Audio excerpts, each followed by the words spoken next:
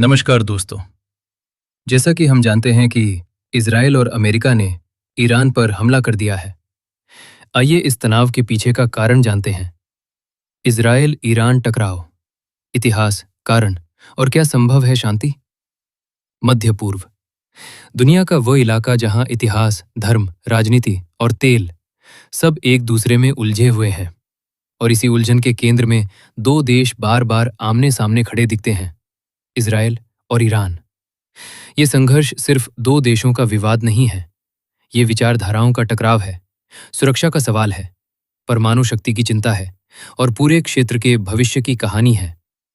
एक शुरुआत, दोस्ती से दुश्मनी तक।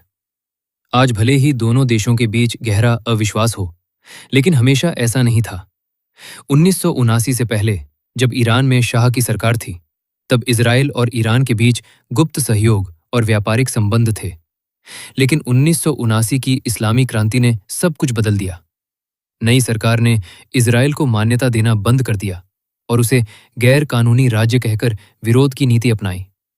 यहीं से वैचारिक दूरी राजनीतिक शत्रुता में बदलने लगी। 2 प्रमुख कारण, टकराव की जड़ें। 1 परमाणु कार्यक्रम। इजराइल को सबसे बड़ी चिंता ईरान के परमाणु कार्यक्रम से है। इजराइल का मानना है कि यदि ईरान परमाणु हथियार विकसित करता है तो यह उसके अस्तित्व के लिए खतरा बन सकता है। ईरान का कहना है कि उसका कार्यक्रम शांतिपूर्ण ऊर्जा उद्देश्यों के लिए है, लेकिन संदेह बना हुआ है। 2 प्रॉक्सी वॉर, प्रतिनिधि युद्ध।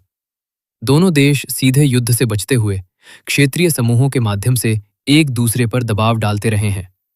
ईरान पर आरोप है कि वह लेबनान के हिजबुल्लाह और गाजा में हमास जैसे संगठनों को समर्थन देता है।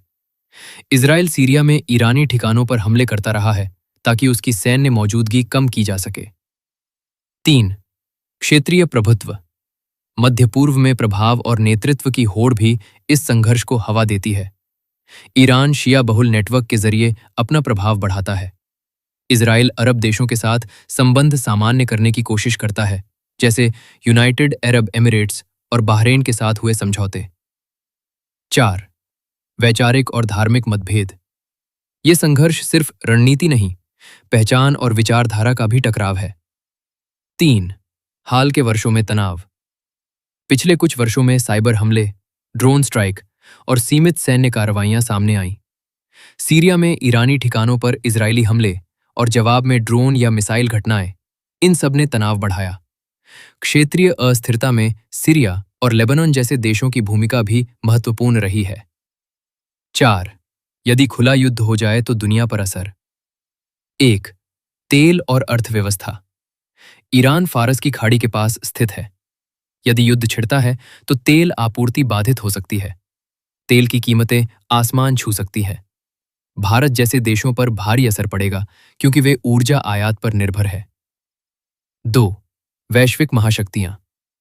यूनाइटेड स्टेट्स इजराइल का प्रमुख सहयोगी है। रशिया और चाइना ईरान के साथ संबंध रखते हैं।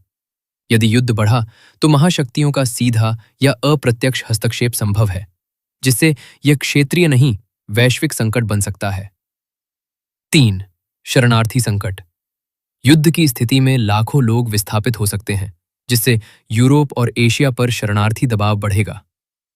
5 क्या समाधान संभव है? इतिहास बताता है, हर युद्ध अंततः बातचीत की मेज पर खत्म होता है। संभावित रास्ते: परमाणु समझौता पुनर्जीवित करना, जैसे 2015 का समझौता जिसमें अंतर्राष्ट्रीय निरीक्षण की व्यवस्था थी। क्षेत्रीय वार्ता मंच, खाड़ी देशों की मध्यस्थता, संयुक्त राष्ट्र की भूमिका, यूनाइटेड नेशंस के माध्यम से कूटनीतिक दबाव, बैक चैनल डिप्लोमेसी, सार्वजनिक बयानबाजी से अलग गुप्त वार्ताएं।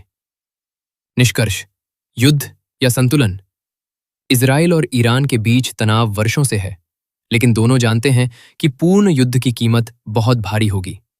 ये टकराव विचारधाराओं, सुरक्षा चिंताओं और क्षेत्रीय राजनीति का जटिल मिश्रण है। लेकिन इतिहास ये भी सिखाता है, जब वैश्विक दबाव बढ़ता है तो दुश्मन भी बातचीत की राह चुनते हैं। क्या यह संघर्ष कभी खुले युद्ध में बदलेगा या कूटनीति इसे नियंत्रित रखेगी? यह सिर्फ दो देशों का सवाल नहीं, पूरी दुनिया की स्थिरता का प्रश्न है। अगर आपको ये जानकारी अच्छी लगी हो तो कृपया करके वीडियो को लाइक एंड चैनल को सब्सक्राइब करें।